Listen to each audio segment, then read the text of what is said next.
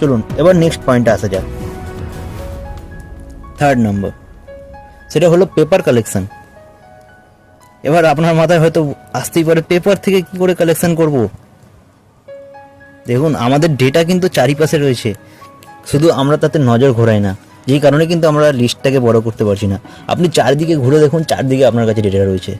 আপনি যদি একটু নিউজ পেপার ফলো করেন, সেখানে কোনো না কোনো মানুষ দেখবেন পাত্র চাই, পাত্রী চাই, এই পেজটা যদি একটু ফলো করেন, আচ্ছা তাদের কি ইনকামের দরকার নেই, বা তাদের কি হেলথের সাপ্লিমেন্টের দরকার নেই? সেখান থেকে নাম্বারটা আপনি ইজিলি কালেক্ট করতে পারেন। আপনি যদি একটু কর্মক্ষেত্র পেপার পড়েন,